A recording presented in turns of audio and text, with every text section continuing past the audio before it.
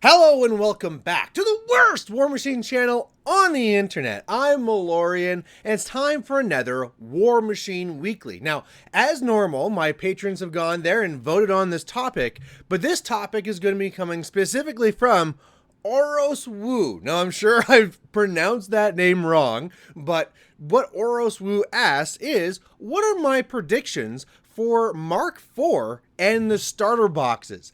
And I love topics like this because I can't be wrong. You know, if I guess what these things are going to be and it turns out to be right, I'm a genius. And if it turns out I'm wrong, there were guesses. You can't blame me. So, Oros Wu, thank you for that. And with that out of the way, let's jump into it. Now, we're going to be attacking this in two parts because it's really two things we're being asked about, and I don't think combining them is really going to help. So let's do the first part, which is going to be my predictions for Mk4. Now, the very first thing we have to say is that currently there are no indications that Mk4 is coming. Privateer Press has not said anything about Mk4 whatsoever. They just did a big dynamic update, and if you are going to be doing a big edition change, you probably wouldn't do like this massive fix. You'd be like, okay, deal with what you have. The new edition's coming, and it's going to fix things then. And lastly, the balance in the gameplay right now is the best it's ever been, in my opinion. You know, that's also in part because of that big dynamic update. But yeah, the rules are solid. Everything is extremely well balanced. Pretty much the only thing the game needs now is routine dynamic updates just to kind of keep on patching things and keeping things fresh along the way. So there's, from their point of view, probably like no reason that this is required. Now, you've probably heard a lot about like Mk4, and that's coming from, you know, on the forums, from some podcasters, because we're always wondering when the next thing's coming. In fact, in previous videos, have also talked about a Mk4, and there is one interesting reason why I think that Mk4 would be good right now, and I've mentioned this before, like I said, and that is that we're coming out of this pandemic. So we've had, 2 years of players playing in their basements, if playing at all, right? Probably more so just like trying to survive for the last 2 years, probably doing other hobbies, whether it's just like watching Netflix, whether it is playing video games, whatever it is. And now they're all going to be excited to come back out and be playing with their friends. And if there's a game there for them to play with them, fantastic. However, just War Machine existing likely isn't going to be a big enough draw, and these players may go other different ways. Hell, maybe they're going to be doing sports. Maybe it's going to be something completely different. So there has to be a hook to pull them into War Machine. And to me, that's what Mk4 could actually be. It doesn't need to be a big change. It doesn't need to be splashy in what it actually contains. However, the fact that it's a new edition would be like, hey, sparkly new, and players would be like, hey, let's go play that. Plus, apart from sparkly and new, because this is a competitive war game, over time, like a wolf pack, you kind of understand like who's in the different, tiers. Like, okay, these are our best players. Then there's the in-between, and like these players always lose. And whenever you go to a new edition, that's thrown out. You never know as like one of the people on the lower tiers that like this edition's gonna be my edition. You guys had it figured out for the last ones, but this one's all gonna go my way. And so you really grab all these players that just want to try this new thing for various reasons. So I guess there is one reason why that'd be good, but with all those other ones, we don't know. But now, all that stuff out of the way, let's talk about some speculations about what this change would be. Now, as I said, I find that the rules themselves are extremely solid, so I wouldn't expect a massive change there. However, I think this is a very good opportunity to clean up some of the messes that are in the rules. I mean, to me, one of the biggest messes when it comes to me teaching other players is the fact that this is several games stapled into one. You have War Machine, you have Hordes, you have Infernals, and you also have Cephalix. And you might be saying like, okay, Really, Malorian, these are all the same things. These are War Machine. And my answer to that is no. No, it is not. If you go and look into how these things work, each and every one has their own little specific rules. And when it comes to the end, like you even have rules that are exactly the same, but have different names. And when I'm trying to teach this to new players, it is a massive pain that just doesn't really add anything to it. Plus, when you think about it, for like a developer for a game, if I'm adding a new type of rule, but I have to give it a different name for all these different versions, I'm going to run out of these names very quickly. Having cool names for abilities is actually a resource that they have to watch, and if they have to waste them because they have to just call the same thing 4 different names, that sucks for them. So I really think these things should be brought together. If you have an ability where it's an upkeep and you kill a model on their side, and when your battle group gets the move, whether it's Road to War or Warpath or whatever stupid thing it's going to be called, call it one thing so it's that all the way across. Now, that's an easy one where it's exactly the same rule. I think they should also do a lot more where if there's a rule that is just slightly different, don't give it a completely different spell name. I'm trying to think of a good example for this one, but this is where like you have an effect and then you have like effect plus. And if you do this, again, as having 2 separate names, you're stuck trying to remember like, oh, is this the thing that does that or that? I think that if you're going to be trying to do these little tweaks to these little things, don't do that as like a new spell name. Do that as like the ability on the caster. And that way you have a lot more play with the casters to be making them unique as well, right? You don't have this exhaustive library of all these spells that you're trying to remember. It just means like, oh, if I'm playing against this caster, oh, okay, that's where they have this extra ability, and that's where that's going to be coming in. A name now comes to mind where you have things like Arcane Shield and Dauntless Resolve. One gives you the model or unit +3 armor, and the other one gives them +3 in armor and tough. Very, very similar, and you're kind of stuck as a player being like, okay, which one is this? And okay, now there's also Fortify, which gives 2 armor, and then this other thing. Find a way to standardize these things so that when you think of the list of all the spells that are out there, your opponents don't have to remember a goddamn encyclopedia in order to try and play this game effectively.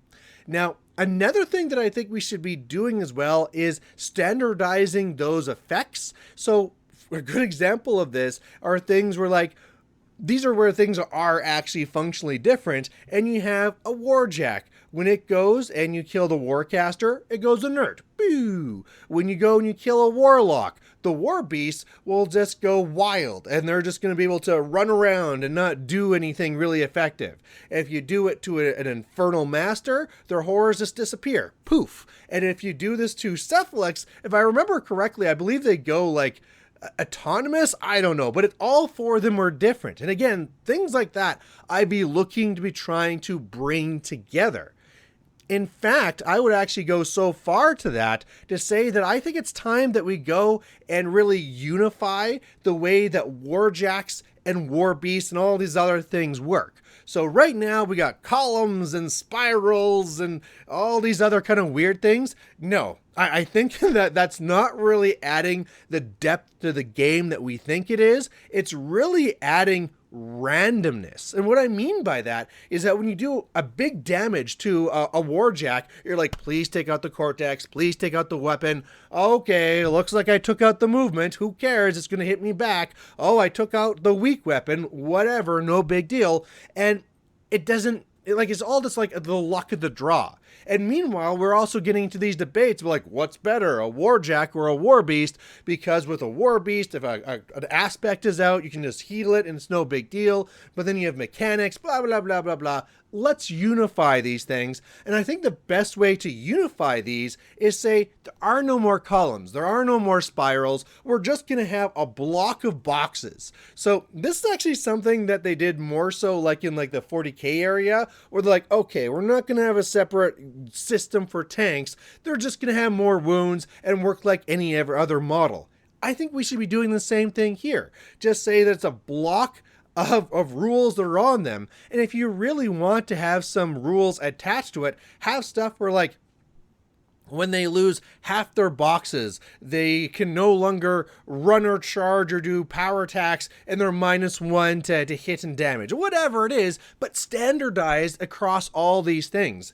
And that's going to make it just so much easier for that new player trying to play. It's not like, oh my god, I'm doing this, how does this work? Oh my god, I'm doing this, how do I work? And there's going to be a lot of people that might say like, oh, if you do this, you're going to be watering down the game. I want to have all these interactions. Do you? Does this one specifically add flavor to the game, or is it actually something that just actually takes away from the game and makes it worse? And I heavily agree that it's the second one. So like I said, most of what the rules are right now in Mark III, perfect, love them, but there's just these small areas to standardize, and I think that's where I'd be going with my Mark IV predictions. All right, click next topic, which is going to be the starter sets. Now when it comes to the starter sets, we actually know something here. We know that they were planning to be doing starter sets, but then COVID happened and, distribution issues and all these things, and it had to be stopped. So this is something where we do have indication that they were going to do it, and if they were going to do it, once the pandemic is over, they're probably going to do it. So this thing is coming. Now, where do you go with these starter sets? Privateer Press has done a couple of different things in the past. We've done our battle boxes, which is kind of like just a caster, and then you have, a couple of jacks thrown in there, and although it's good for maybe like giving out as a prize and being like, hey, welcome to this faction, it does not represent the game whatsoever. It is probably an awful way to learn the game if you have any experience in wargaming whatsoever, because it's just a simplistic version of the game. They've done better ones, though, where we had those old, in Mark II, 35-point boxes, I think they were, where you had, like, a warcaster, a jack, some units, a couple of solos. It was actually a functioning force, and those were amazing, and then they're gone. We also had the 2-player sets, where those were 2 players, 2 like starter battle boxes, plus a unit stapled together with some things in there. Those were fantastic. In fact, I feel that out of all the 3 that we have there, I felt that those were the ones that probably had the most potential. Now, the reason why I think those have the most potential is because they're a lot like the idea of what we're having over there in 40K in like the GW world, because to them, those starter sets are money makers. Every couple of years, they come out with their new 2-player starter set, and what are you going to have from that? A fantastic deal where you can be buying all these models for a great price, a 2-player product, which is amazing for 2 reasons. One, if you have 2 players coming in to play this game together, there's a better chance they'll stay in the game together. And as well, the way these things are kind of built is that if you buy 2 of them, you can go ahead and try and like make a full force. So if I'm giving you a half force, 2 half forces, and you buy 2 of those, boom, that new player can be like, hey, we like this? Okay, great. Let's buy another 2-player starter set. You take your half, I'll take my half, and then now we're good to really get into the game. Just a fantastic way to get in there. And in the GW ones as well, another great thing is that these are always new sculpts. And because these are new sculpts of existing models, experienced players are all over these things. They're like, oh wow, those new models are so cool, I gotta get them. So it's not just the new players buying these, it's the experienced players. The players that own everything are jumping in there to buy these new starter boxes, and it's fantastic. And part of it as well, this is like an extra little cherry put on top of these, is the terrain they throw in there. Typically, just some simple little terrain that they throw in there, and it's just this full package that's wonderful for the players, and then for the company, ching, ching, ching, keep on giving me that money. And that's where I think that Privateer Press really needs to go. Just every couple of years, a starter set, a 2-player starter set, where you don't need to invent new things. It can't be like, oh, this is the new character lesser for this faction, and be like trying to find hashtag new design space. No, take existing models, throw them in there, and then just have new sculpts for them. And then your players Your new players will have a great cheap way to get in here. If they want to really just take this half force to a full force, they just buy 2 of them. You can be doing the thing where it has all the the stuff you need to play the game in there with a rule book and the dice and stuff. That's easy. That was what they had before. But also put in there the terrain. Now, I know from before that, okay, putting in that extra, plastic resin terrain is a cost, and it can be a significant cost, right? If I have this big piece of terrain in there, that could be a whole new large model. So that's something to think of. Then I started seeing the starter boxes for A Song of Ice and Fire, and they just have 2D terrain thrown in there. It's cardboard. It looks great, and they just throw it in there, and then you have your terrain. And that would be so cheap and so easy for Privateer Press to do. So just imagine that, right? We have all these little mouse pad things that we use now, but whether it's a mouse pad or whether it's cardboard, it really doesn't matter to us. And if that came inside the box, the only people that would be upset about it are the people that make the mouse pad stuff. Like, whoa, you're putting us out of business. Who cares? I care about Privateer Press. They're the ones that should be trying to make this money. And I think another way you could be using these 2-player starter boxes to really link yourselves in is another thing I didn't mention that GW does, which is stapling that to the new campaign. Now, when it comes to GW, a lot of their campaigns don't really mean anything. Oh, we're fighting now. And it doesn't actually come to anything. But in Privateer Press world, a lot of times when the fluff moves, it's for a significant reason, when it's a larger type of event. Sometimes it is just trying to add new models in, but for the most part, they try and make it a little bit more significant. Maybe I should stop attacking 40K. Anyway, imagine this. Imagine the new one. We know that Orgoth is coming out. Now, obviously, there'll be sales. We could be buying the new Orgoth. But what if you bought that as a 2-player starter box? That is going to be the 2023 War Machine starter box that's going to be coming out there, and it's going to contain Orgoth and also whatever other faction. Let's say they're fighting Menoth. Who cares? Now, for the people that want to play Orgoth, oh my god, this is amazing. This is going into this new campaign. We're seeing Orgoth attacking. Menoth is the first one to try and stand up against them, and there it is in there. And it could be scenarios in there as well for them to play around this whole idea. So the people that want Orgoth are going to buy it, and then the Menoth players, like I said, are going to look at this and be like, ooh, those are some awesome new Adrian sculpts. That's a new awesome sculpt for whatever. Yeah, let's get in there. I want to be buying that too. So you have that. You have all the things you need to play the game. You throw in there some of that 2D terrain that'd just be amazing to have in there. Hell, you know what? Even don't have it separate. Put it on the box so that we have to cut it out. Who cares? That's just a cheap way of throwing it in there. And this would be a product that people would just scoop up and buy the entire thing. And you know what? That could be wave 1 even of Infernals, because you can't fit everything into these boxes. So then, okay, let them play with this. And then next year, or maybe in the next half year, however you want to do this, because I think you could even do this at a half year, do okay, now we're doing the next 2-player starter box. This will now have, maybe it's going to be Infernals, and the other half is going to be Troll Bloods. Why not? Again, people are like, oh my god, the second half of Infernals, I have to own this. Buy it. Other people, oh my god, all these new sculpts for Trolls, amazing. I gotta buy this. Hell, these things are going to fly off the shelves, and Privateer Press is just going to make crazy money. So hopefully their thinking aligns with me, and that's what they're going to try and do with this.